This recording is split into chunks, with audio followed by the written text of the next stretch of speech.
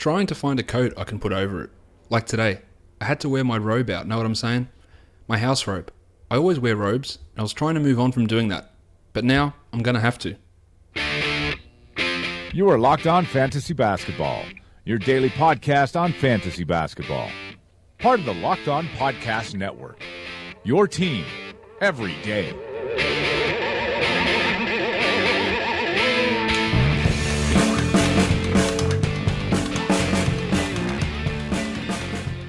Hello and welcome to the Locked On Fantasy Basketball podcast brought to you by Fantrax and Basketball Monster. And today's Locked On Fantasy Basketball podcast is also brought to you by Simon Eddy, today's Patreon sponsor. So head across to patreon.com/redrock_bball if you want to support the show just like Simon did. My name is Josh Lloyd, and as always, you can find me on Twitter at redrock_bball. We're going to look at the Thursday games, all 5 of them. We're going to preview the 9 games we've got coming up for Friday. And as I like to do generally on a Friday, look back over the last 2 weeks, highlight the top 20 players, which guys might be available on your waiver wire, and some guys who are potentially overvalued or undervalued, and looking at some sell high, buy low type targets there as well. So let's get to it.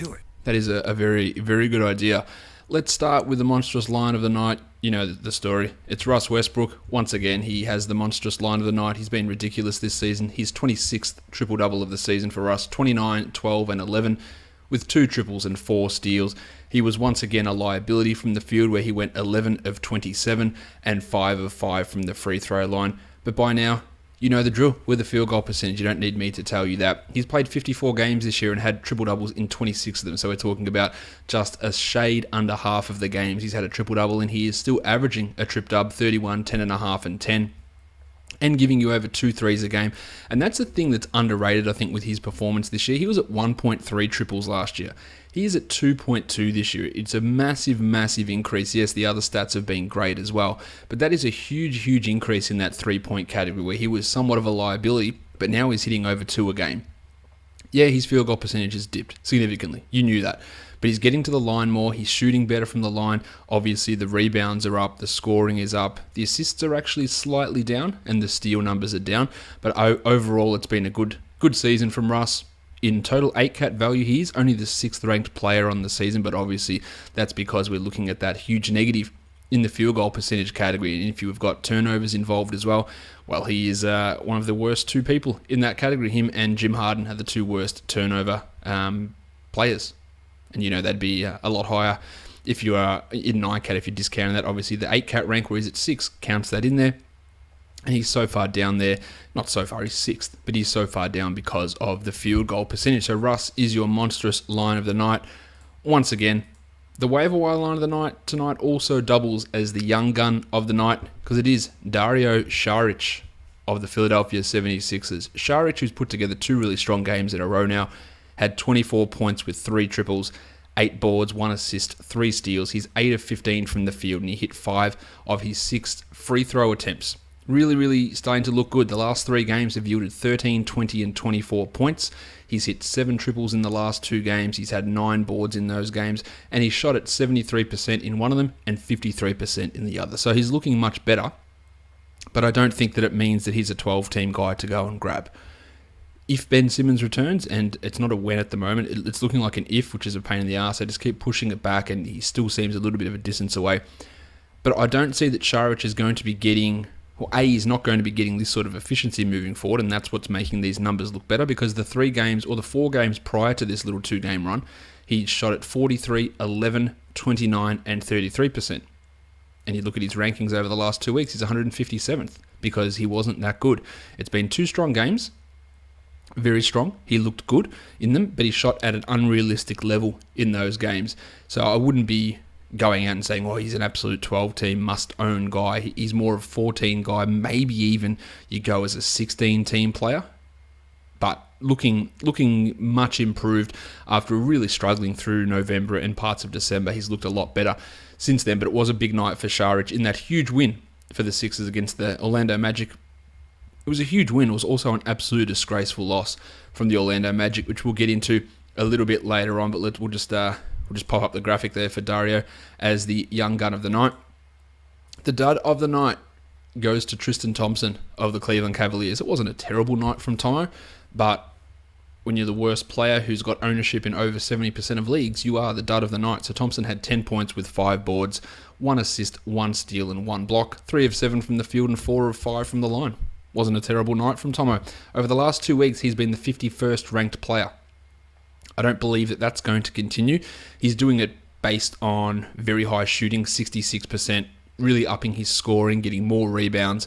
But overall, he's a player that is ownable in lots of situations, but far from a must-own because he does his damage in so limited categories. You want rebounds? Sure. You want field goal percentage? Fantastic. Your league counts offensive rebounds. He's an animal. You don't need rebounds. You don't need field goal percentage. What's the point of him? There's none. So he's one of these guys that, yeah, look, okay, he's the 131st ranked player over the last month. That's great. Must own, sure. No, but not really. It's ownable, but it's not must own because he's just a contributor in so few areas. Decent, really good contributor, but then he's just piss poor in the other ones. And that's what makes him a real specialist and fits some teams perfectly fine. Other teams has no real use at all. And that's totally fine. Doesn't matter. All right. Let's move on to these games now and talk about them in a little bit more detail. The first one we're going to look at is the Philadelphia 76ers. They're taking on the Orlando Magic. Saric we've talked about already. This was another game without Joel Embiid, so Jahlil Okafor started. Wasn't quite as good as the last game for Jahlil.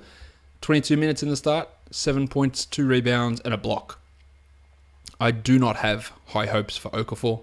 You've heard me say this plenty of times.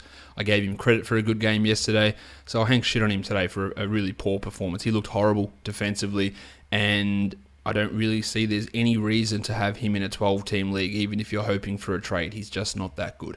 Nerlens Noel did what he does, 10 and 7 in 22 minutes, 2 steals, and 2 blocks. But the Sixers went at times without a center in this game, playing Ersan Ilyasova at the 5 for some minutes in this game. This is Noel's ceiling. A 10 and 7 2-2 game in 22 minutes. That's his ceiling, I believe, this season. That's the best case scenario for him. Yes, he'll have the occasional game where he might score 18 and 10 with 3 steals, 3 blocks in 28 minutes on a game that Embiid is out and Okafor has been traded. That might happen. But this is your best case every game sort of scenario for him, and even then, it's somewhat of a stretch. It's a 1% probability of him returning these sort of numbers moving forward. Is Nerlens a must-own guy? No. In a very similar Tristan Thompson mold. Yeah, it fits certain people, but the upside is limited, and for him to get to this level, it's going to be a tough road. TJ McConnell hit the game winner. He had 8, 5, and 8 with 3 steals. Just nice enough numbers. He had been drifting, but I still think that you still want to keep holding him. And the Nick Stauskas-Castillo, I play better off the bench role, keeps continuing. 28 minutes for Castillo off the bench, 13, 5, and 5 with 2 triples. That's 2 massive games for Stauskas off the bench in a row after, struggling as a starter. Ersan Ilyasova is starting to struggle a little bit as well. 16 points on 16 shots with 4 boards, 2 assists, and 2 steals. A little bit of a rough patch for Ilyasova, but overall, you still want to hold on to him while Bob Cove wasn't at his best. He also shot 25% from the field for 8 and 9, but had the 3 steals and a block there as well. Onto the Magic, just a horrible, disgusting loss against the Philadelphia 76ers, compounded by some horrible, disgusting coaching decisions from Frank Vogel. Now, the organization is a mess, the front office is a disaster, the decisions they make are trash, but Frank Vogel, some of your coaching decisions aren't far behind.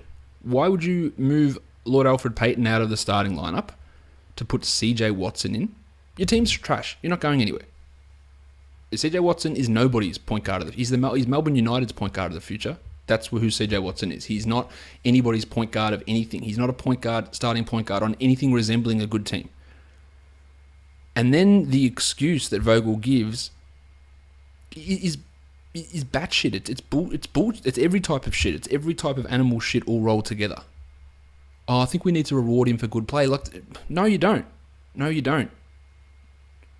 This is his role. He's doing well in his role. Keep him in his role. Alfred Payton was also doing well as a starter. Keep him. If this is the case, if we're just going to say, oh, you had some good games off the bench, so you're going to then supplant CJ Watson played well off the bench. Why isn't he taking Evan Fournier's spot? We have to reward him. He's been playing shooting guard. He's been playing well. Why didn't he take his spot? Ridiculous excuse. And this other excuse, CJ's our best defensive player. We need to get him in there. For a start off, that's untrue. And secondly, he got roasted by TJ McConnell for the game winner. How'd that work out? Peyton was good. 15 points, 3 assists, a steal, 64% shooting. But we still got 28 minutes of CJ Watson, who went 11, 3, and 4. If you own Lord Alfred, you're not panicking. You're not doing anything, because we've seen this charade happen a couple of times where he gets benched and then he plays more minutes and then he plays well and he goes back and starts and does the same thing, and then Vogel decides that he wants to change things up for no reason at all. Just some very, very curious, and by curious I mean polite language for dumb, coaching decisions. Now, this was a game without Aaron Gordon, so Mario Hezonja started in his place, shifting Evan Fournier up to the 3. Fournier was fantastic, 24, 9, and 8 with 3 triples and a steal. He's really cracking it out at the moment, putting up some big numbers and looking like he was never hurt, which is great news. And Hezonja didn't look great. 18 points, 3, 4, and 3 in those 18 minutes, 3, 4, and 3 in that playing time. Just not a good night from Hezonja. Well, Jeff Green only played the 18 minutes. My name is Jeff. So we got more minutes of Peyton, Watson, DJ Augustine rather than Hezonja and Green. 3 and 5 for Jeff Green that time. I don't imagine that Aaron Gordon is going to be out very long term. Serge Ibaka blocked 4 shots to go with his 16 points. And Nick Vucevic, remember when he was benched for Bismack Biyombo? 21 and 11 for Vooch, 3 assists, 1 steal, 2 blocks. Continues to be this team's best player, as he has been all season, as he has been for the past 3 years. Just another one in the curious coaching decision mold for Big Frank Vogel. Vucevic is fine at the moment, and we're seeing Biyombo play the role that he is suited to play, 16-minute reserve center, and that is all he is. And he had a good game in that role. Fantastic, 9 and 8 with two blocks. Absolutely fantastic. You can't afford to play him more than that, unfortunately, otherwise your offense goes in an absolute hole. Before we move on to this next game, let's talk about the Jabari Parker injury, because I will talk about it later in the DFS section. But Jabari, as I mentioned yesterday, it looked like he tore his ACL, that the diagnosis of a knee sprain is often a cover that these teams give out, and it was confirmed today that he's torn his ACL and he'll be out for 12 months. So we're talking about the rest of this season for no Jabari. We're talking about the majority of next season for Jabari as well. So it's not a great time to be Jabari Parker, I'm sure, or to be a Bucks fan, or to be a fan of good basketball players, because that's exactly what Jabari was, he is. He was having a really, really impressive breakout season. If you're in a dynasty league, go real low on Jabari. Very, very low. Now, there's a chance he doesn't come back the same player. 2 ACLs in the same knee is not ideal. But some players can come back. Now, I mentioned this today, and someone said to me, oh yeah, what about Derrick Rose? He had that ACL, never came back the same. Rose didn't have 2 ACLs though, so he's a little bit of a different story. He had the ACL, then he had the meniscus issues. So they were the same knee, but they weren't the same injury. So I don't think you can fully equate it. I don't think you can say Jabari having 2 ACLs in the same knee is like Derrick Rose having multiple knee surgeries. When Rose came back from his ACL, his first one, didn't look necessarily the same. Whereas Parker's gotten back to being better than before. So I still have some fair faith in Parker being able to return from a second ACL injury. It is going to be tough with his explosion and all that sort of stuff. So that's a risk, but I would go really low, knowing that in a dynasty you're probably not going to have him next season either. But that's what I would be trying to do. For this season, we'll find out more tomorrow. But I just think it's going to be a melange of guys. Mike Beasley played all the entire fourth quarter after Parker went down the other day. You're going to have Mirza Teletovic that plays. You're going to have some more John Henson, some more Spencer Hall, some more Greg Monroe, some more Malcolm Brogdon, some more Tone Snell, some more Matty Dellavedova, some more Chris Middleton. You're going to have multiple people, some more Jason Terry. You're going to have multiple Rashad Vaughn. Any of these guys, we can't rely. Kid is not just plugging someone in at 35, I don't think, and going, all right, you're the new Jabari, let's roll. The 2 guys who are the biggest candidates for that would be Beasley and Teletovic, but I just don't see that happening. You could take a flyer on one of them. I would probably look to Beasley if I'm going to do it. Now, Brogdon's the one I would own first as they shift guys down and shift Yanni down to the 4 and play some more Brogdon, Daly, Middleton 1-2-3s, or Brogdon, Daly, Snelly 1-2-3s. I could see them doing that. But there's a whole lot of uncertainty over what the Bucks will do now. Some other people said, "Oh, do you think this means that they're going to play Middleton more now because Jabari's out?" If they do, they should all be fired immediately. If they change the path on Chris Middleton, they should all be fired. The Bucks aren't making the playoffs. Jason Kidd is a terrible coach. They are sliding down significantly in the standings, and they're not in the playoff picture as it is. They're not making the playoffs. So pushing Chris Middleton's timetable because you lost Jabari Parker is negligence. It's negligence towards your team's future. It's negligence towards Chris Middleton's future, and it's a fireable offense. Offense. It's a fireable offense if you do that. I don't think that'll be the case because I do have some trust in the Bucks front office. They've never shown any sort of sign of that before. And I don't think the Kid is going to override that. Or if he does, he'll get in a lot of trouble and get his ass fired, as he should. So I don't think they're going to accelerate one. In fact, if anything, I think it actually slows down what Middleton does. They say, well, we're not making the playoffs now, Chris. Let's Paul George it. Let's ease it in. Let's play 20 minutes a game for the rest of the year. Now, he's got 2 months left, so he probably won't do that. But I can see them actually slowing down Middleton's timetable. That's what I would do. Slow it down. Get yourself a better draft pick. Get Middleton back in. Get his legs back under him without an injury and get him ready for next season. That's the way that I would be approaching it. But I don't work for the Bucks. Let's talk Houston and Charlotte. Eric Gordon was ruled out before the game with a back injury, and I thought that might mean we get some more Sammy Decker. It didn't, because he was pretty poor. Just 4 points in 20 minutes for Decker, 2 rebounds and 2 assists. But Corey Brewer's the guy that stepped into his role without necessarily stepping into the production. 5 and 4 with 3 steals for Brewer in 25 minutes. He remains terrible. And Nene was also out due to rest.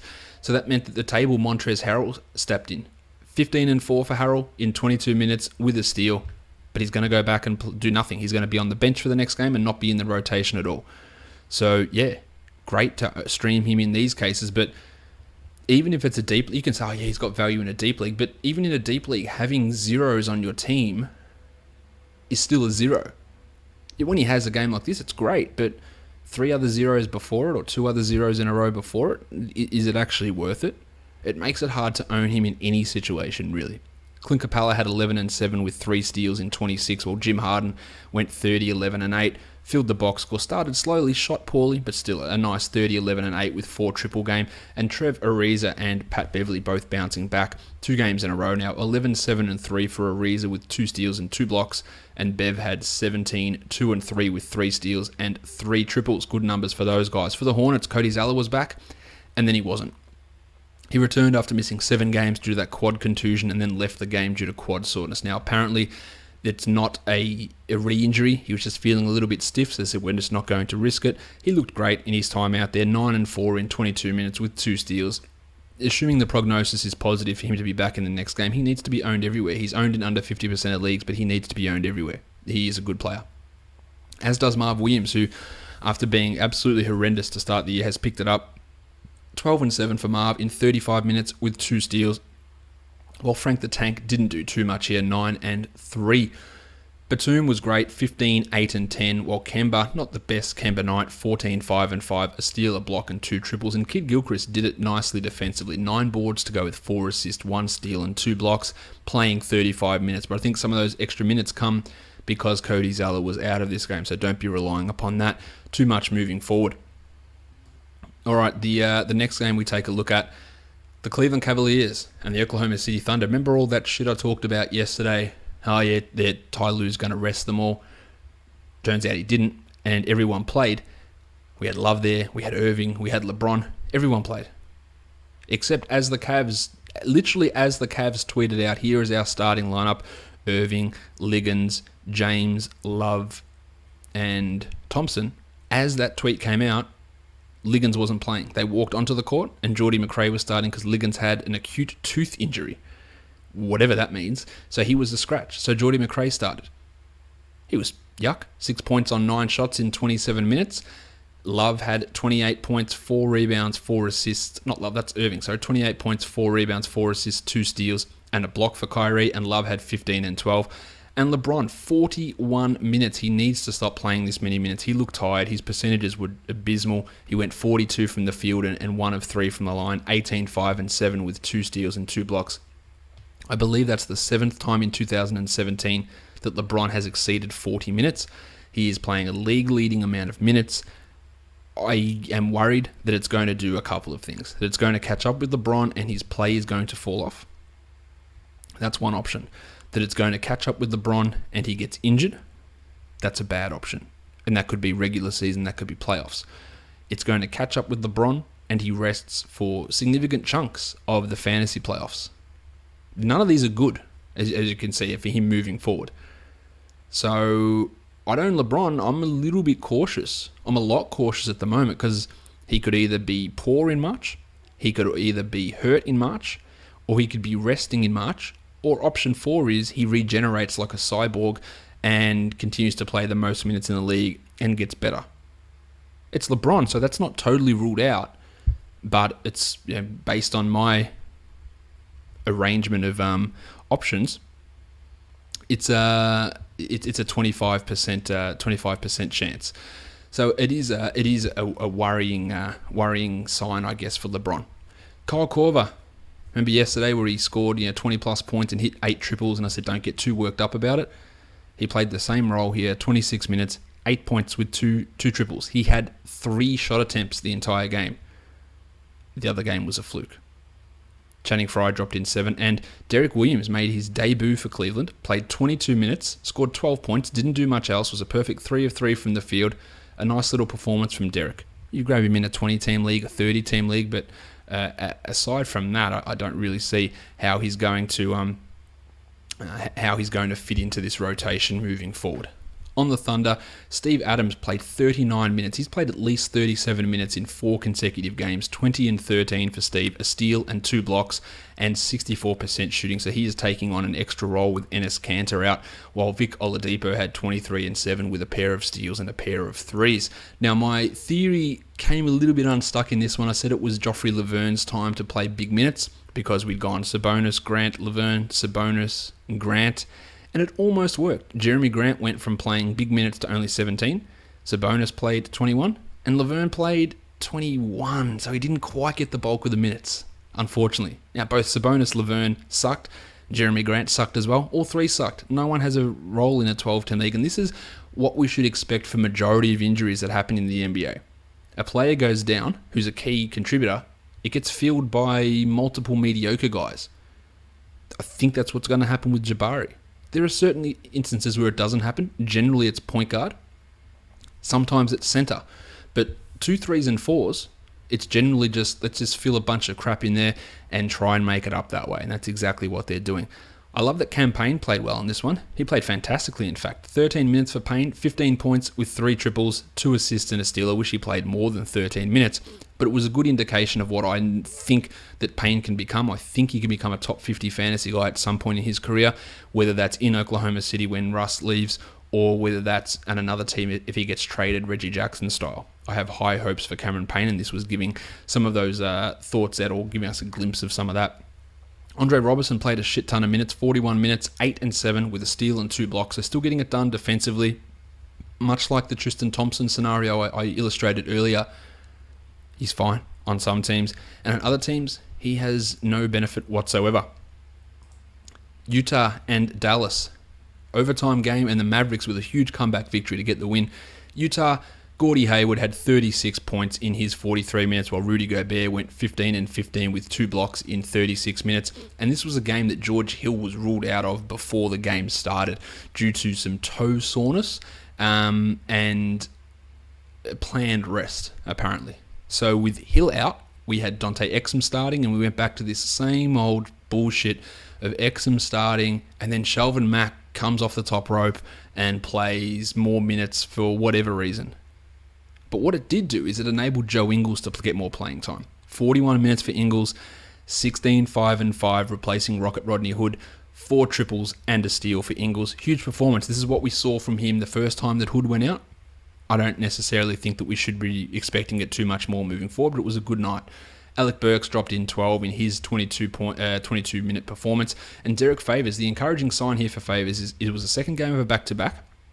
He played 33 minutes. He only had 6 points on 2 of 9 shooting with 10 boards and 2 steals, but he played 33 minutes. He's looked a lot better lately. Still not approaching that top 50 sort of zone, but has a spot in. If you're ready to hold on, if you've got a little bit of leeway, then you can hold on in that sort of a scenario.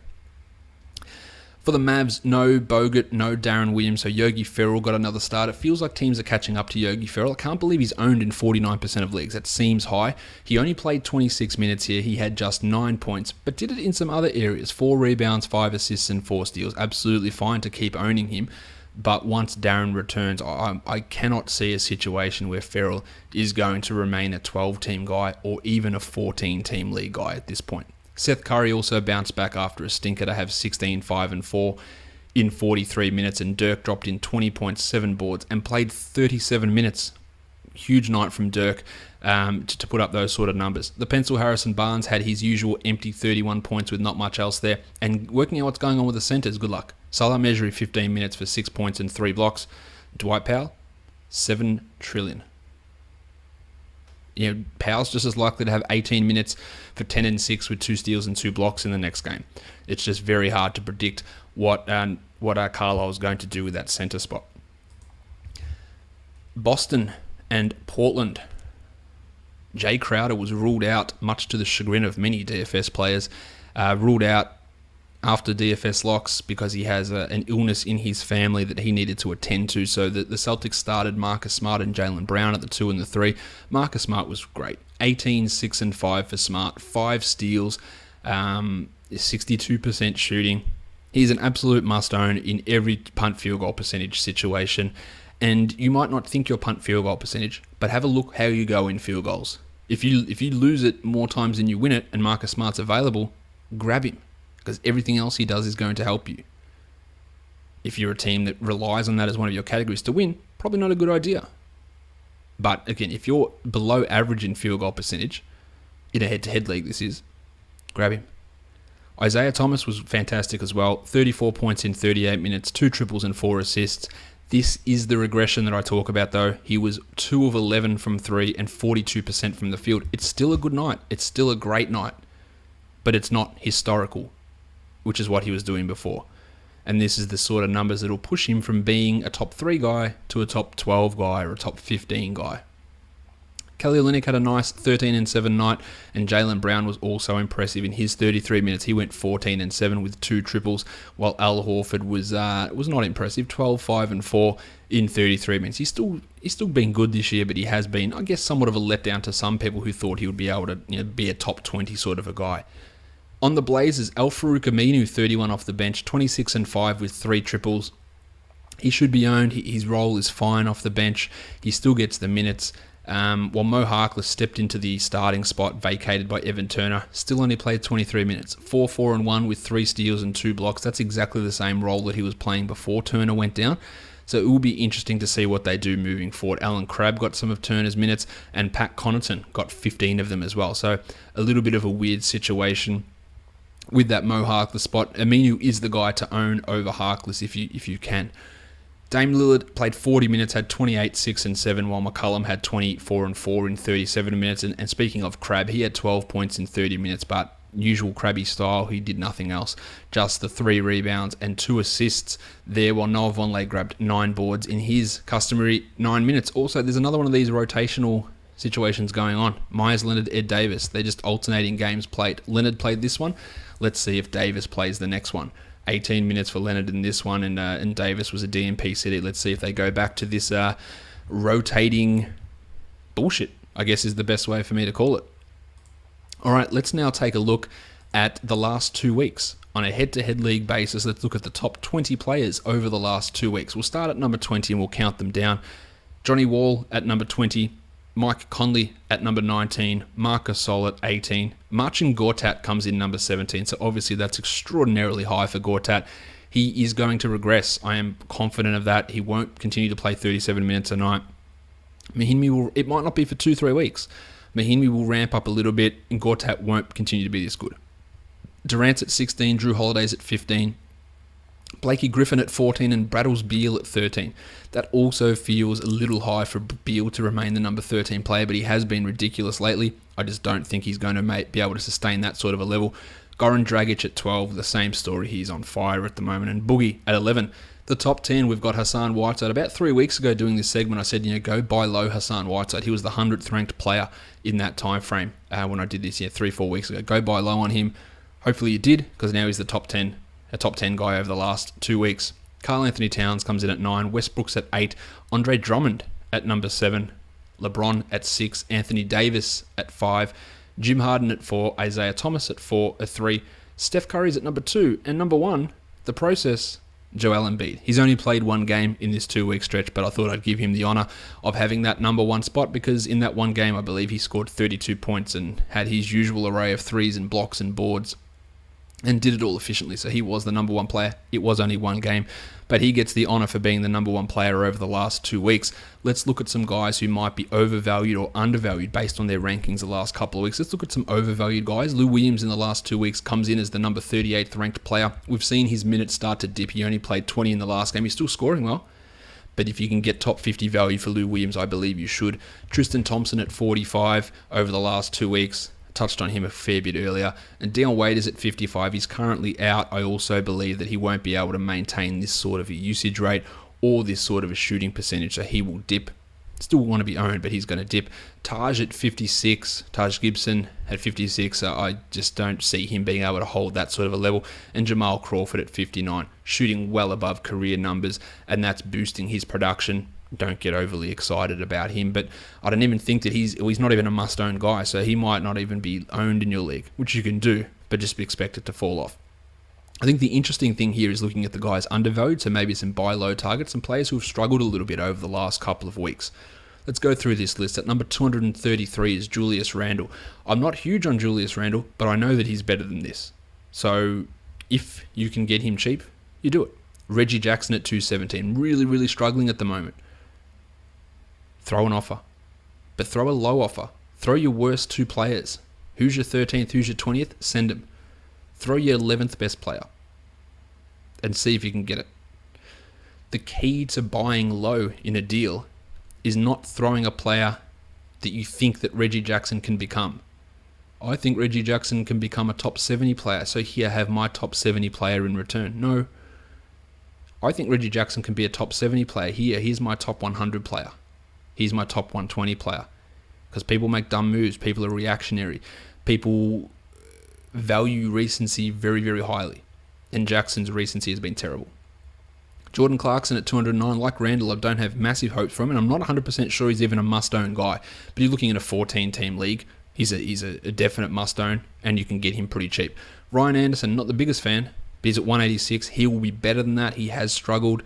But again, don't go overboard, because I've illustrated plenty of times what his deficiencies are. Toby Harris at 183 is also struggling somewhat, not getting many minutes. Had a nice game in the last one, but his minutes have been down. It's a buy low opportunity. Steve Adams at 133. Well, this was obviously done before these games were happening today, because he will bounce back. You're not going to be able to get him at value that low. And Dennis Schroeder at 129 has had a little bit of an off week or off couple of weeks outside of the last game. A lot of that's due to blowouts and him not playing full amount of minutes. So I still think that Schroeder can be a top 60 guy down the stretch here. So see if you can acquire him for very cheap. Paulie Millsap at 102. Don't think he's going to be top 20. Don't think he's going to be top 30. Top 50 though is fine. So see how low you can go on him. DeMar DeRozan and Brook Lopez find themselves at 88 and 85 respectively. They are better than that. And then we've got a bunch of guys who could easily be top 20 guys who are outside at the moment. Eric Bledsoe at 48, Nikola Jokic at 35, Kyrie Irving at 34, Paulie George at 33, and Kawhi Leonard at 31. A little bit of slumps for all of these guys for numerous reasons.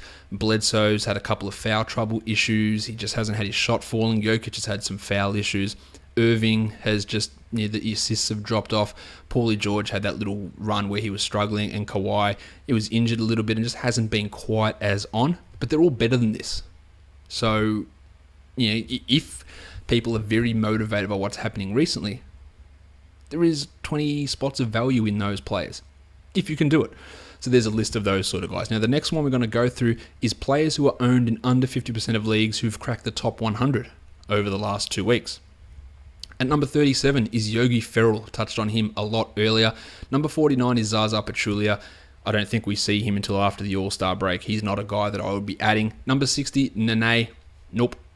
Stream him in low days when he plays, but that is it. Brandon Jennings at 61. I don't see the appeal in him either, except if you just really need assist as a specialist. CJ Watson at 68. Well, putting up some okay numbers. More a 14-team league guy. PJ Tucker, like Tristan Thompson. You want steals? You want some out-of-position boards? That's what PJ brings you. You want points? Forget it. You're not getting them. But PJ definitely has enough value to be owned in 12ers. TJ McConnell the same. And Johnny Henson, no problem with grabbing him. I don't feel great about it, but while he starts, he will block shots, he will grab some rebounds, and he will be useful until Kidd realizes for the 5th time in his career that Henson is not good and slowly starts phasing him out. As he's done, I believe, twice already this year and however many other times throughout his career. Joe Johnson at 96 is having a nice little run, but I wouldn't buy into it. Same with Andre Iguodala and CJ Miles. You want some points? Sure. You want him to fade off in a week? Go ahead. That's exactly what CJ Miles is going to do. All right. That's all the action from Thursday, plus a review of the last 2 weeks. I'm going to take a quick break, and then we're going to be back to preview all action for Friday, where there are 9 games in the NBA.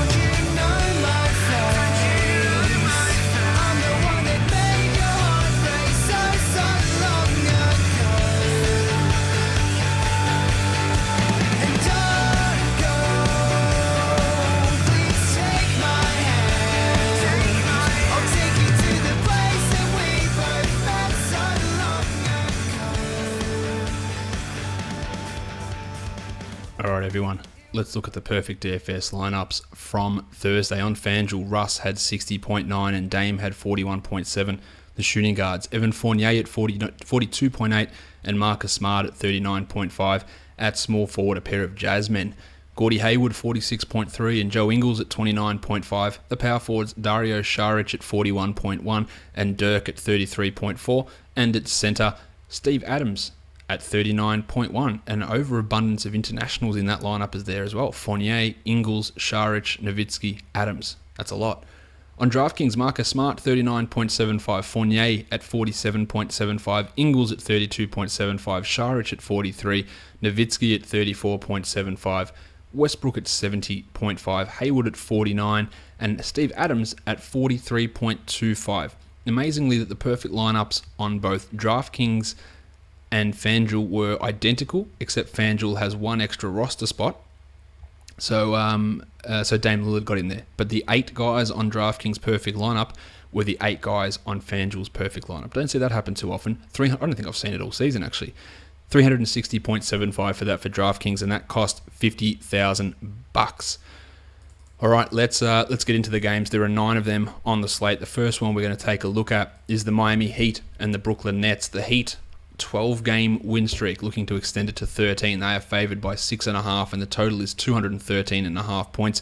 The all-conquering Dion Waiters, we need to check on his status. He is listed as questionable at the moment. See whether he plays. Obviously, if he is out, then we see Wayne Ellington get a bump, and he becomes a GPP guy to jack up those shots, play those 30 minutes, and it gives more credence to a guy like Scooter Magruder as well.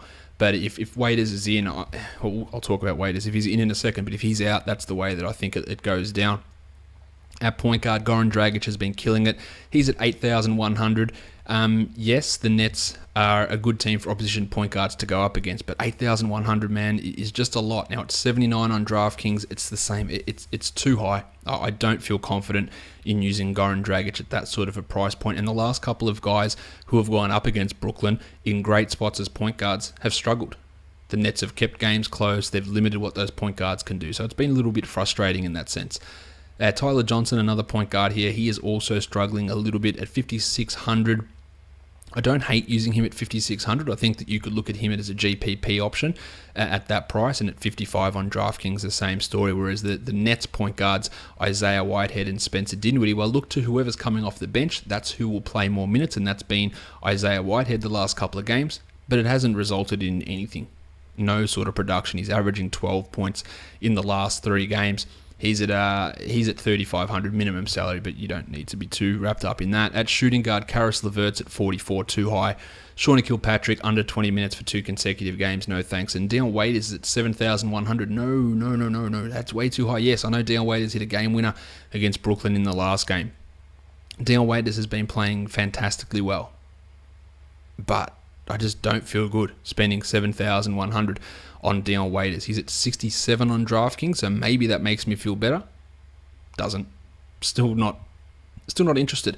It's just too high a price tag. And Wayno Allington, as I mentioned, would be a guy at 3,700 on FanDuel that you'd look at as a tournament option. Scooter Magruder's at 38. He had a nice game in the last one. At 25 points, I wouldn't feel terrible about throwing him into a GPP. If Dion is out, I think there is some value to be gained by looking at him. He's at 39 on DraftKings, whereas Rondé Hollis-Jefferson at 4,500 exceeded value in the last game. He had 29 points in that one.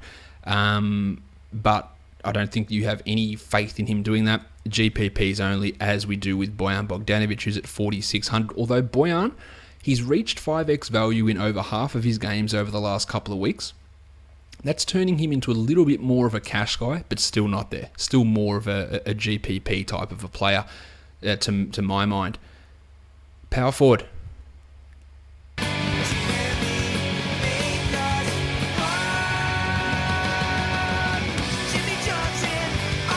Johnson, Almada, Power, and his son.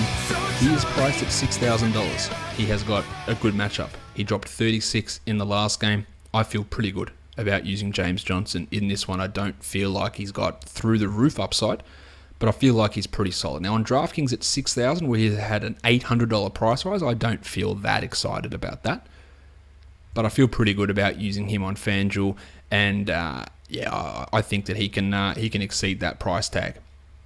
Trevor Booker's at 53, and he's been playing very well. I don't have full confidence, but he's averaging over 30 in the last 3 games. So at that sort of sub 6,000 price, love it in a GPP. I think there is some sneaky low-owned ability there. Not sure how high his actual upside is, so that maybe sours you a little bit, but it's not bad. Brookie Lopez at 7,200, just not keen on it. But at DraftKings, where he's at 6,800, I'm going to love it at DraftKings, where he always comes in cheaper, and he hits value nearly all the time. So I love that at 6,800 for Brook. As for Hassan Whiteside, he's at 9,100 on FanDuel. Stunk it up terribly the last time that he played Brooklyn. He said he was dealing with an ankle issue. But at 9,100, there are going to be better options. If you're spending that much money, there are better options. 8,500 on DraftKings, solid, but not great. All right, let's move on to the next game. It is the Denver Nuggets. They are traveling to take on the New York Charles Oakleys. The Knicks are favoured by 2.5, and the total is a massive 228 points. Lance Thomas might be back for this one. He is dealing with that fractured orbital that's caused him to miss a lot of games and have a lot of vision problems. He impacts us in no way. Point guard. Point guards against Denver. It's the new Brooklyn. It's the new Atlanta. This is where you go. So, do we go Derrick Rose? Yeah, I believe we do. He's at 6,200. He's coming off a 39-point game himself. And point guards have been ripping the Nuggets to shreds from a DFS point of view. So why wouldn't Rose do it when he's playing so many minutes and he's actually scoring at a decent rate? No problem with using Derrick here. There's a somewhat of a risk associated with it, but given the matchup strength, I think it's a solid bet. No Emmanuel Mudiay, he's been ruled out for the Nuggets, so we're going to get Jameer Nelson starting again. He's at 4,400 and he has not been good. But I think you have to look at him in a tournament because he can play, or he will play 30 plus minutes. He could get 8 assists. He could have 15 points, and that would work out definitely to your advantage at that sort of a price point. He's at 4,400 on both sites. You do like him. Jamal Murray's another guy that gets a moderate boost, but at $4,000, I just don't feel confident of him smashing through that 20-point barrier, and he's at 38 on DraftKings. There's not a huge amount of faith in him over there. Brandon Jennings at 5,200, definitely way too up and down. 4.5 points in the last game, 5,200 is just not happening for me at all.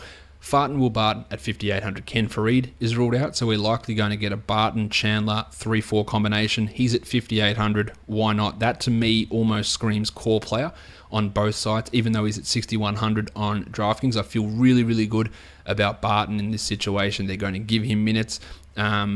He plays well as a 3. Really, really like Will Barton in this situation. Gaz Harris at 5,100. Like Gaz, but I restrict him more to a tournament guy just at that salary. He does a lot of things, but they don't necessarily result in huge fantasy accumulations of points. But do love Farton a lot. Justin Holiday at 3,600. He's up and down. If there's a game you're going to be up, it's going to be against the Nuggets. Like him as a GPP guy. He can definitely go there and go big, like 7-8x big. He's had an 8x game in the last couple of weeks. He can do that. So I like the upside of Justin Holiday there, one of those lower price guys you need to think about. And the opposite of that is someone like Courtney Lee, who just never goes big. He's at 4,400 and is just very, very poor from a DFS point of view or a fantasy point of view in general. Wilson Chandler is at 6,700. The salary's bumped by 700 on FanDuel, which makes it a little bit worrisome. 71 on DraftKings is basically a write-off. But on FanDuel at 6,700, I think it's doable. He had 38 in the last game. He's going to be playing the 4 and getting a lot of minutes there. And he's going up against the Knicks, who aren't great defensively. They're not terrible at that position. But I think Wilson Chandler's in for a pretty decent sort of a matchup here for him. So I do like this for Wilson. Mallow at 8,100. Former team, maybe? Do we buy into that at all? He's got a decent record against the Nuggets, averaging just under 40 the last 3 games. And that's what you need him to get at 8,100. I don't think his tournament value or his upside is really that high. But I feel pretty good about saying, I'm going to get 35 plus out of Mallow. And that might fit what you do. He's not going to be a high priority guy for me, though. The power forwards, Nikola Jokic at 9,900 on FanDuel. Had 41 in the last game. He played 34 minutes. Sure. I'm not locking him in. He's not a number 1 pick. But, you're sure. Not really a concern too much at that sort of a price tag. If we look at him on DraftKings, he comes in at 92. The same sort of a story. The other power forwards we've got... He is at 6,800. Had 40 in the last game. Good stuff. Average of 32 across the last 5. The matchup's a nice one for him. I think it's a GPP play for Kristaps. I think this is a real chance for him to go pretty big and at least get 40-ish. I think he's got a real opportunity to do that. So I do like Kristaps here. Darrell Arthur should get some extra run with Ken Fareed out, but it won't be enough to really consider using him. At centre, it's the Knicks centres, man, so who knows what's going to go on. Kylo Quinn had 37 points in 25 minutes with Joakim Noah out. Noah is out again here, but will it be O'Quinn or will it be Billy Hernan-Gomez that gets the minutes? With the price difference where Billy is at 5,900 and O'Quinn's at 42, O'Quinn is by far the better GPP option. In cash, he's no way reliable, but in a GPP, he is by far the better option. The difference on DraftKings is much smaller. 46 for O'Quinn, 52 for Hernan-Gomez. So in that case, you'd feel a lot more secure going with Billy, but I also wouldn't feel secure enough to lock him into a cash game situation, but I'd feel much better about that than using O'Quinn. But on FanDuel, O'Quinn at 4,200 is a very, very good tournament upside guy who could very comfortably get 7-8 times value at that sort of a price tag if Hornacek goes with him, which, again, nobody knows because Hornacek doesn't know. Oddly, in the last game, Fareed left early and Yusuf Nurkic didn't play at all. I don't know whether he will play in this one, how many minutes he will see, but you would think he would play some. But it does remain to be seen. Not enough to be a DFS option though, so don't get overly excited about that. San Antonio and Detroit. The Spurs are favoured by 4.5.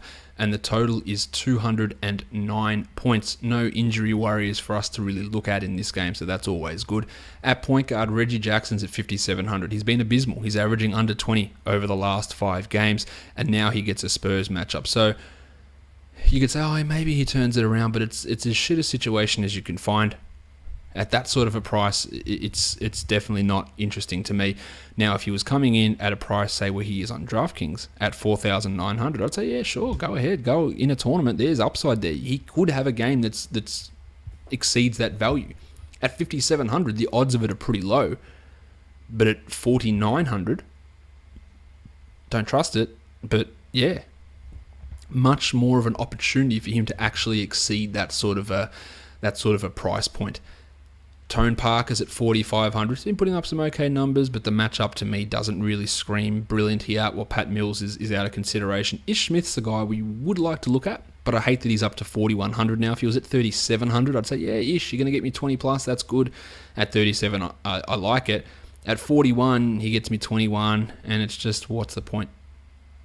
And you don't even have full confidence in him getting to 21. I just don't see there being enough upside with Ish Smith. At shooting guard, KCP is at 5,200. Has definitely got nowhere near that recently, but we know what KCP can do. Absolute GPP guy that you can throw. He can throw a 50, he can throw a 5. In fact, in the last 5 games, he's had a 50 and he's had a 5. So at 5,200, go ahead with KCP. I like the upside in that GPP situation. He's at 5,000 on DraftKings as well. Dan Green is at 3,900. Just nothing too exciting from Green. Just doesn't really translate his game to DFS very well at all.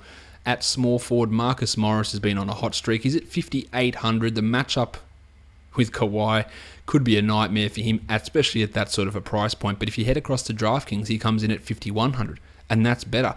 And at 5,100, I feel okay about Marcus Morris getting me 25 or 27 points and having a relative level of consistency with him at that salary. The higher one on FanDuel, I'm not so into. Speaking of Kawhi, he's at 9,600. He is absolutely fine to use at that salary. I don't think you should be steering clear of him. I wouldn't be looking at him as a lock in a lineup at all. But on DraftKings, where he's at 8,200, it looks a lot better at that sort of a price tag. We're talking $1,000 difference or $1,400 difference. 8,200 for Kawhi over on DraftKings is a definite price tag that you would get excited about. The power forwards, LaMarcus Aldridge, 7,500. He had a double-double in the last game, but I gave you 29 points. I just don't feel great in LaMarcus Aldridge's upside here, so he is a no-go for me. And Johnny Lua, the tackle box, he's at 4,900. Had a good game in that blowout victory against the Lakers, but it was the Lakers. He got 34 minutes, the most he's had in a very long time, so I don't really have a huge amount of faith in him repeating that feat against the Spurs, and I'll say the same for Toby Harris, who's at 5,500.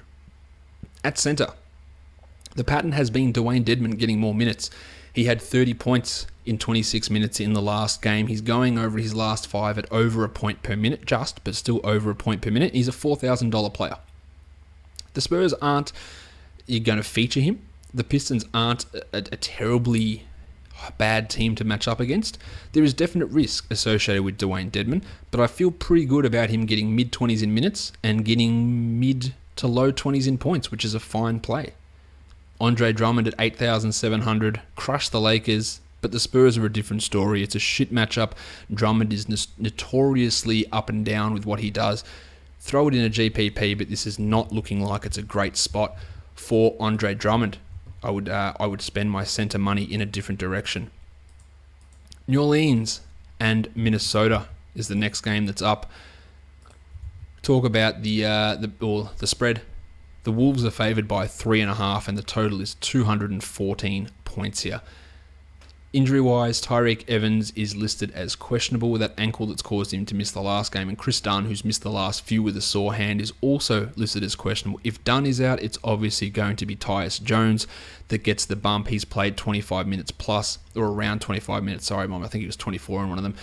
Around 25 minutes in those games that Dunn has sat out, and he's been okay without being brilliant, I guess. He's at 4,100 as well, Tyus.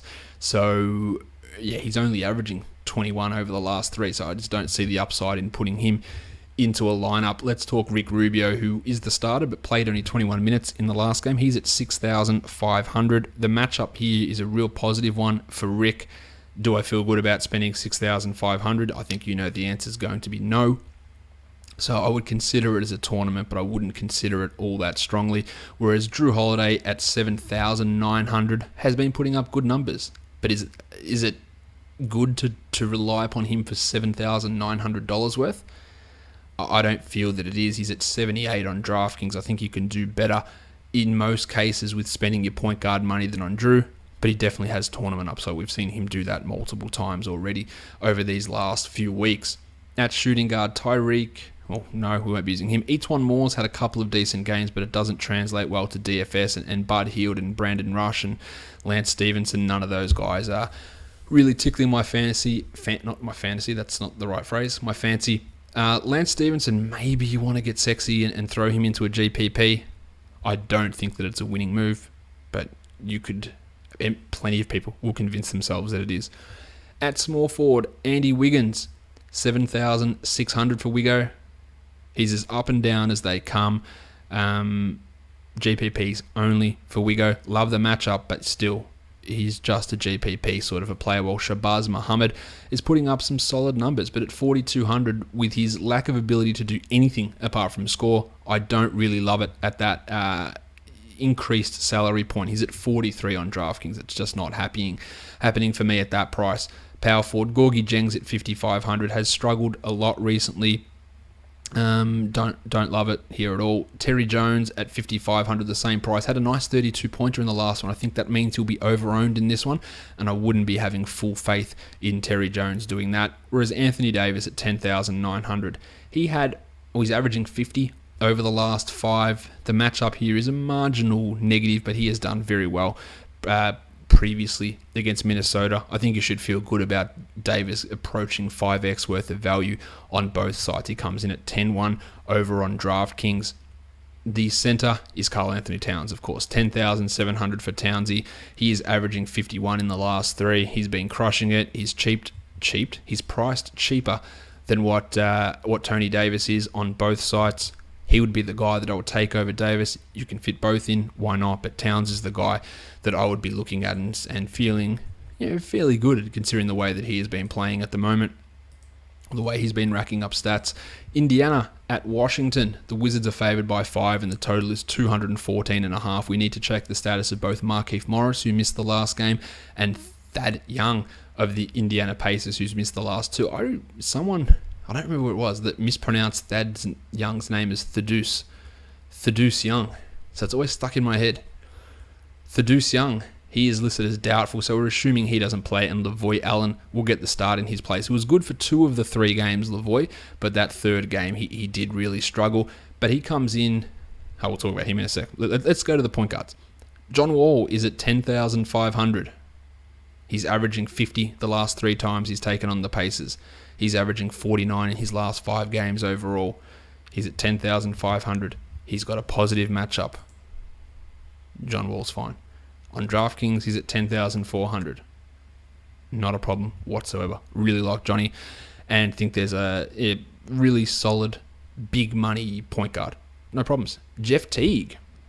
My name is Jeff. 7,700 for Jeff. He's coming off a 49-pointer. Now, the matchup with Johnny Wall is a worry, but it doesn't worry me too much. And I think that Jeff Teague at 7,774 on DraftKings should absolutely be considered. I don't think that he's a terrible play whatsoever. In his last 7 games, he's reached over 5x more than half the time in 4 of those 7 games. I think there's some value in using Teague.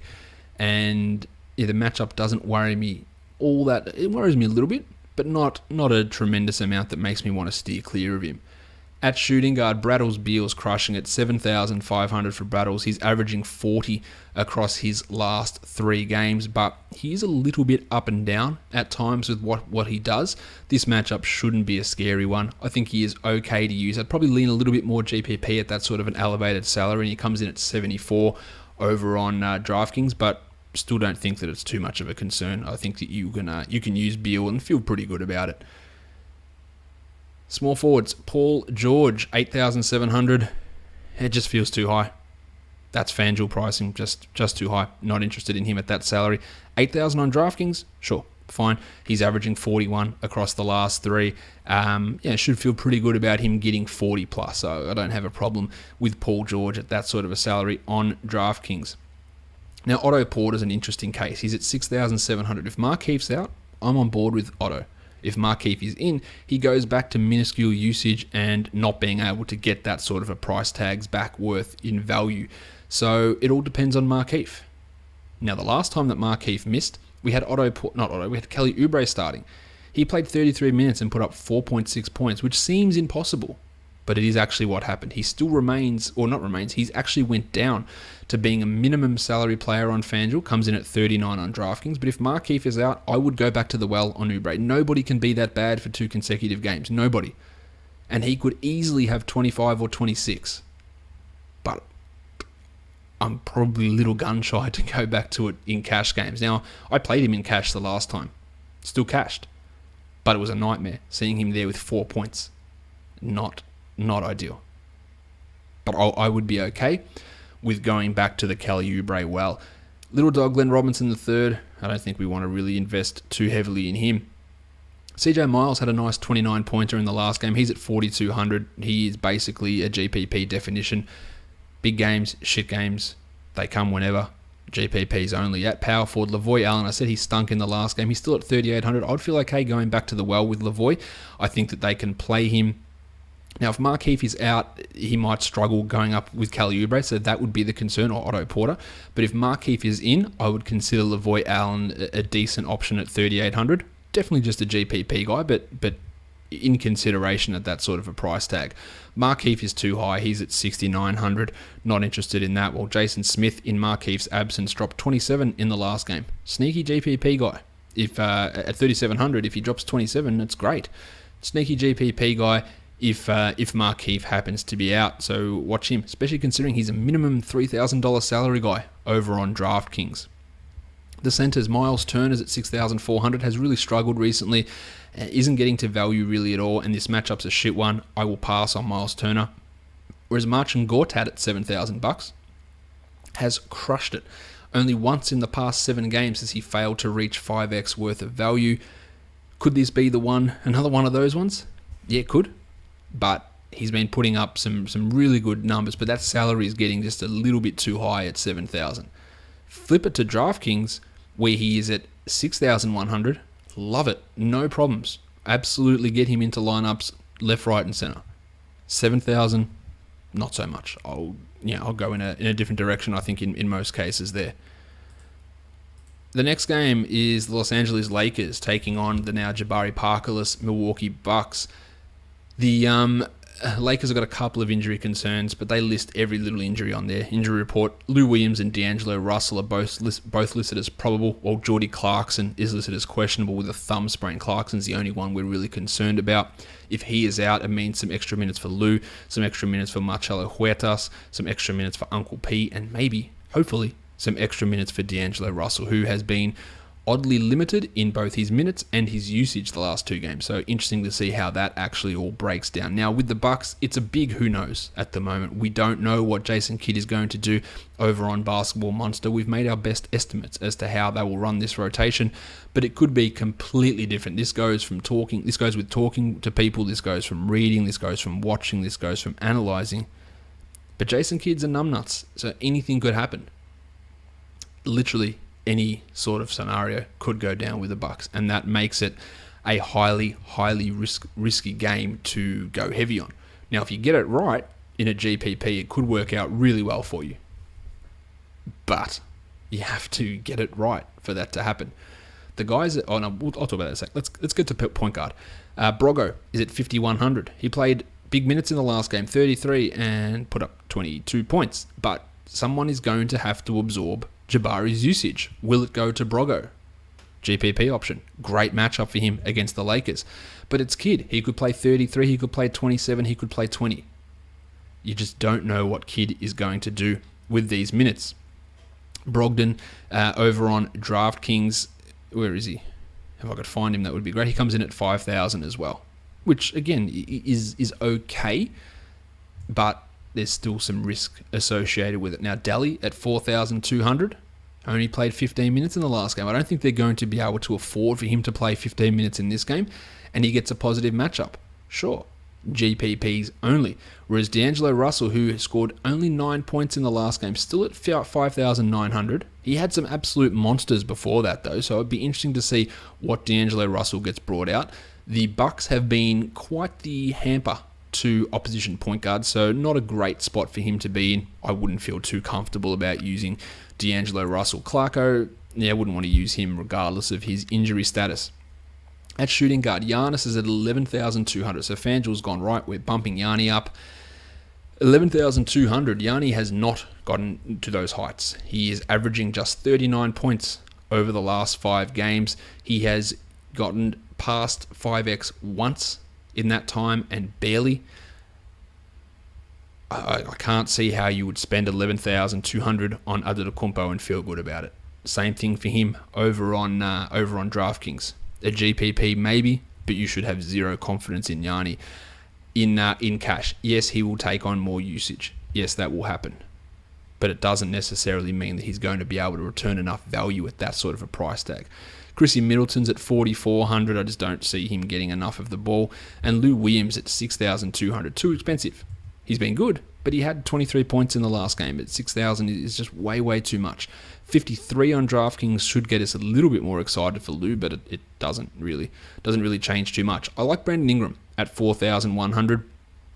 Perfect matchup for Brando. He's averaging 24 across the last 3. He feels like a foundational piece of lineups over on FanDuel. Now, on DraftKings at 4,400, I'm less sure, but I still think that he is a very good play on both sides, but fantastic on FanDuel.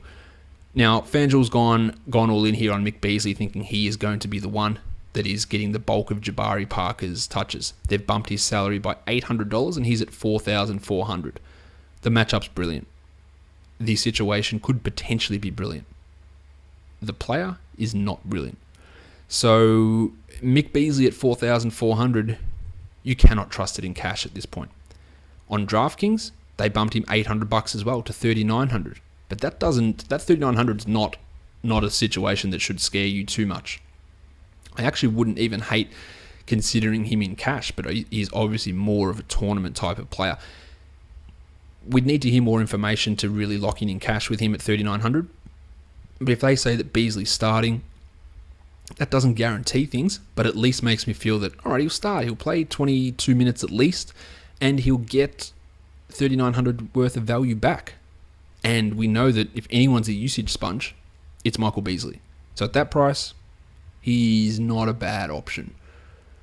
Lou Deng, no. Mirza Teletovic, they've also bumped him a little bit, up by $400 to 4,100. Obviously, just a GPP guy there, and Tone Snell is a nothing. We've seen him play 30 minutes plenty of times this season to no avail. At power forward, Julius Randle's at 5,700. I'd like to see him actually do something before I get back on board with him. The matchup is great though, so the potential for him in a GPP is there. He can really go big against this team, but I wouldn't put my faith in it just at this point. At center, John Henson's at 39. We assume he continues starting. I think he's a good play at 39. It's a great matchup. Centers have pummeled the Lakers recently. He's at 41 on DraftKings. No problem whatsoever there as well. And his center partner, Greg Monroe, comes in at 5,100 on DraftKings. Yes, they've been limiting his minutes inexplicably, in my opinion, but they have been. He could easily have a 30-point game here. I like him on DraftKings. On FanDuel, not so much. He's at 5,800. The uncertainty is a worry. I would consider him a tournament guy, but even then, your upside's a little bit limited just by that extreme salary that he's on. If it's a Zubats at 3,800, not getting enough playing time to really be smashing through that value, you wouldn't use it in cash.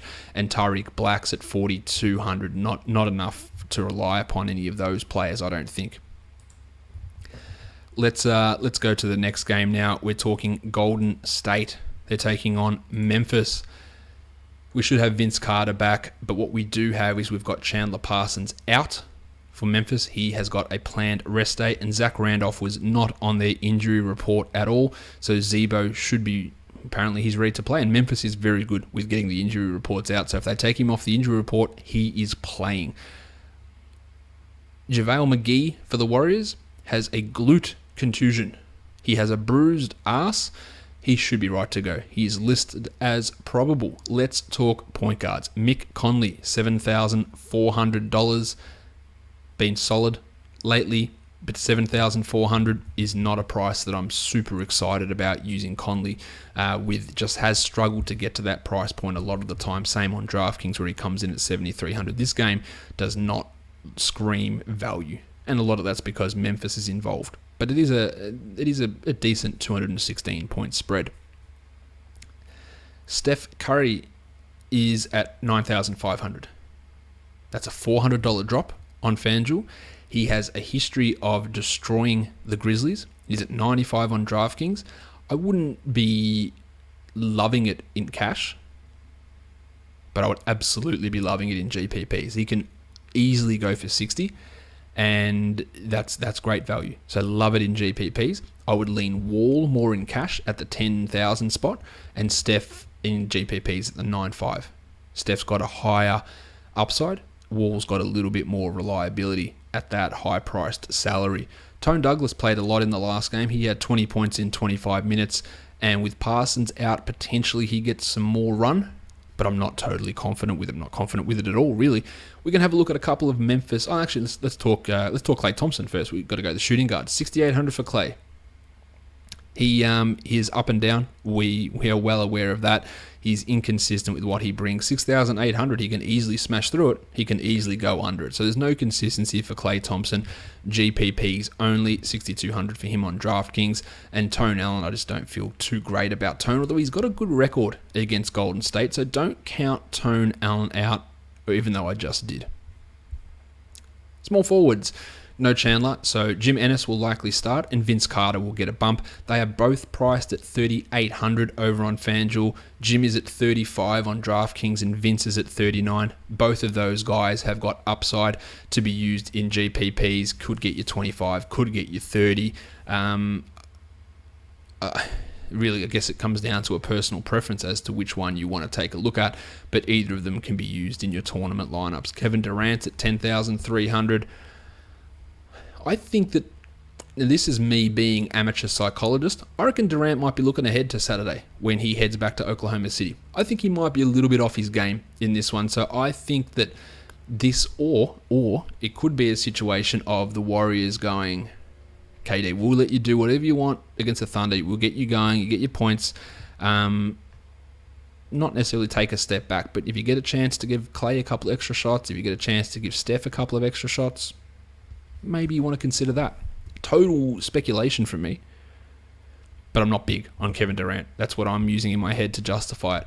On DraftKings at 9,400 is real tough to fade though. But I think that I would find a way to do it.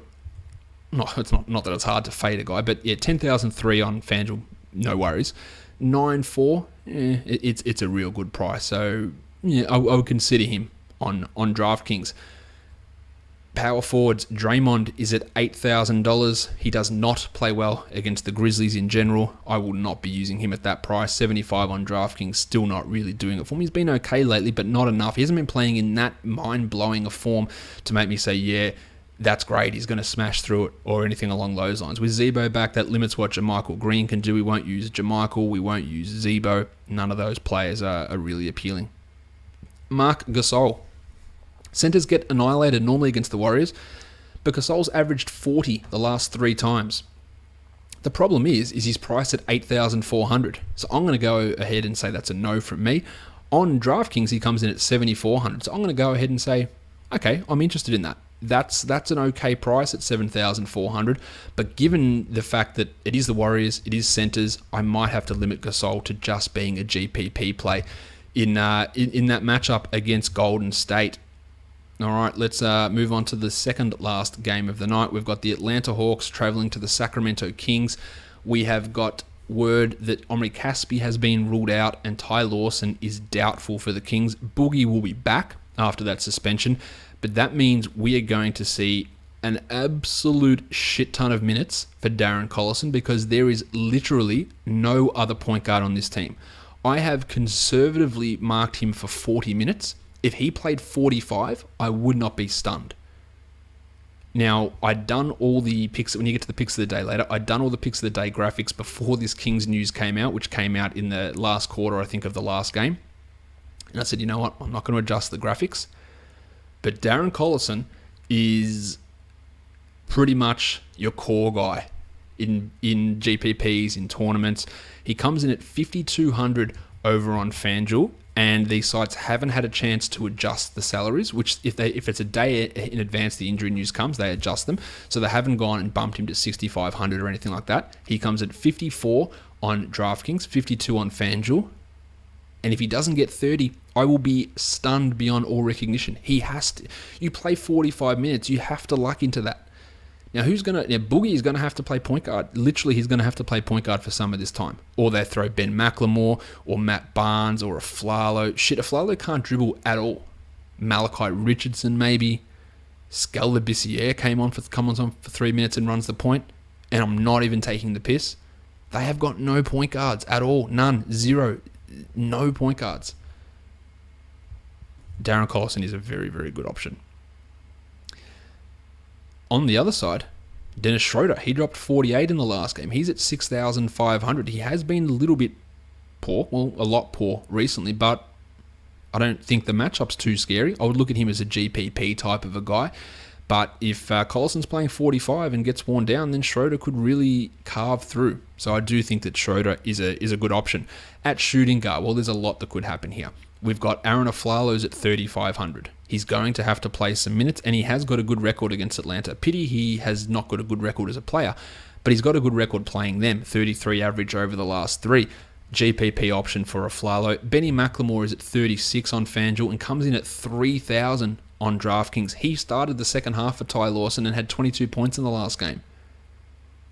Much less confident with him than I am with Dazza, but can he get to 20? It shouldn't be hard in this situation where there's just going to be minutes all over the place for someone in the backcourt.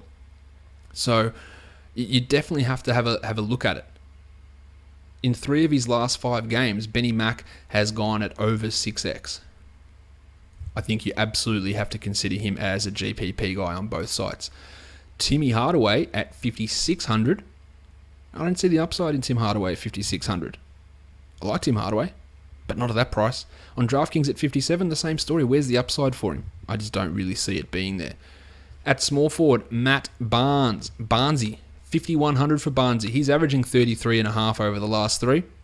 Throw him and Collison as part of your core as well, I reckon. Really good situation for Barnesy. No Caspi, no Temple, no Gay, no Lawson. Obviously, Boogie's back, so that puts Boogie's going to be getting a shit ton of usage here as well. You would have to guess. But 5,100 for Barnesy, no problems. 5,600 for him on DraftKings is a little bit off, but it's still got some value, definitely. And yeah, you could absolutely consider Barnesy in a lot of those situations. Kenty Bazemore's at 47, has struggled recently. That's basically his MO. GPPs only for Bazemore. Power forwards, Anthony Tolliver at 3,700. Been getting some decent minutes and some okay production, just a GPP type of a player though, while Paulie Millsap at 7,800, he has got a history of wrecking the Kings. Averages 50 the last 3 times he plays them, 50.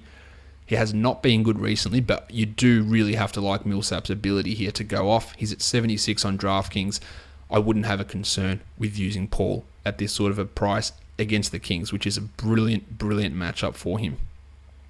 Will Cauley-Stein's at 3,800. They've dropped him down by $800 after that Cousins suspension.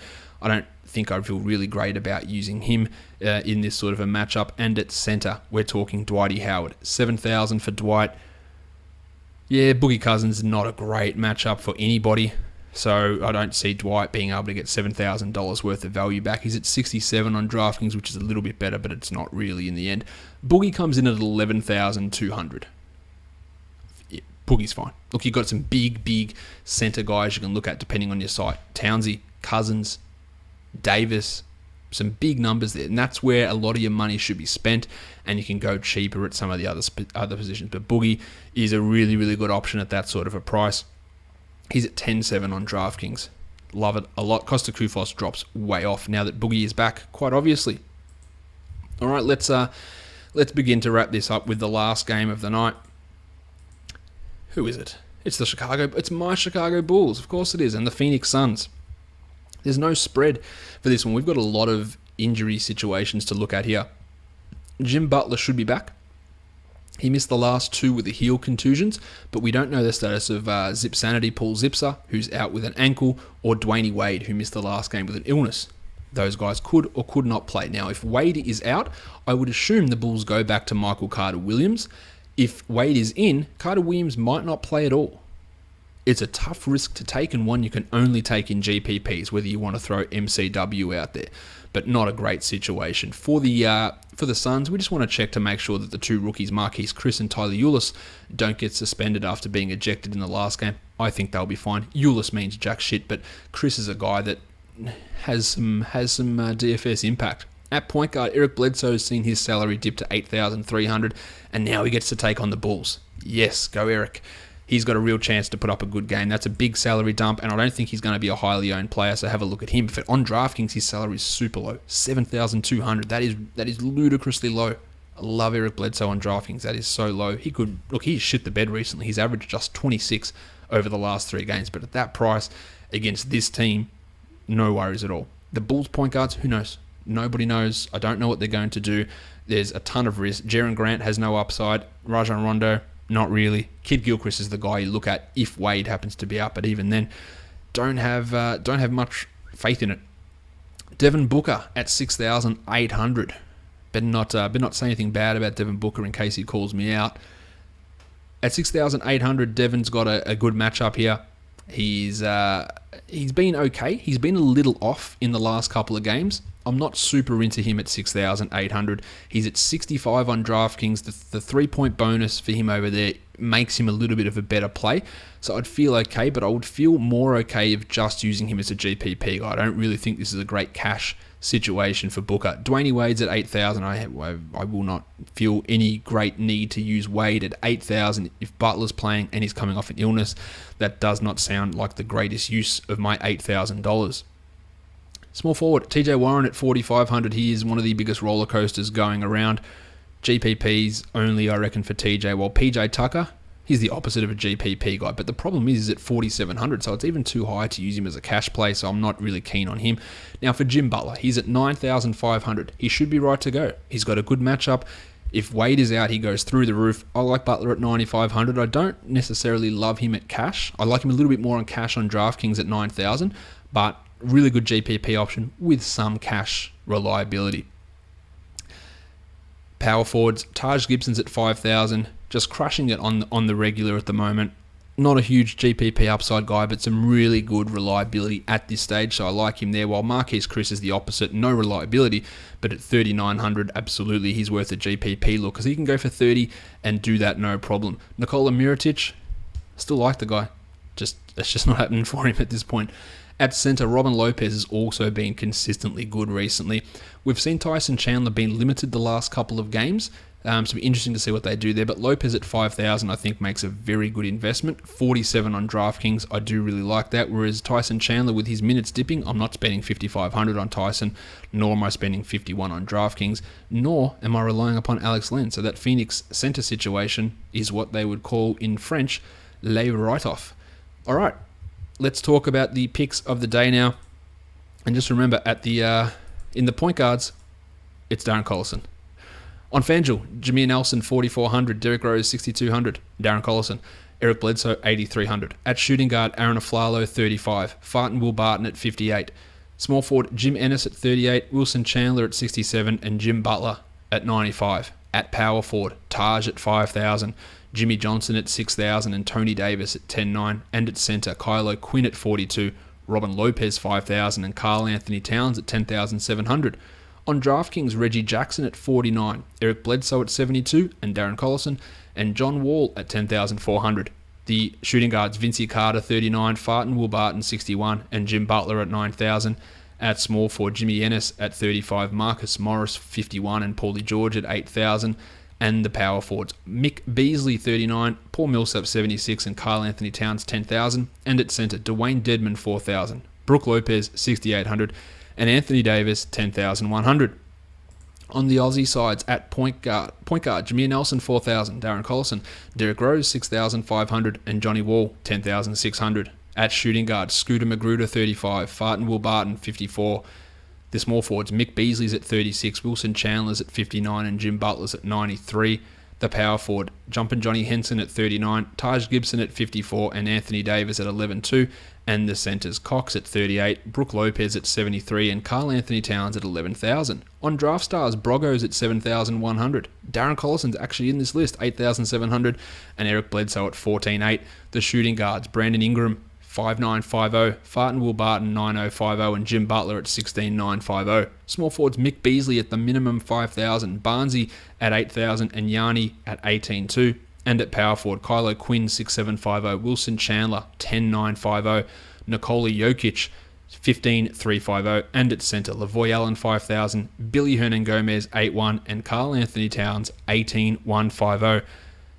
We're done. Follow me on Twitter at redrock_bball, same address on Instagram, and facebook.com/redrockbasketball is on Facebook. Subscribe to the podcast on iTunes, on YouTube, on Google Play, on Stitcher, on TuneIn, on Audio Boom, and leave a review. It's really, really helpful. I do appreciate everyone who's done that. So thank you to everyone who has left a review. We are done here, guys. Thank you so much for listening, everyone. See ya.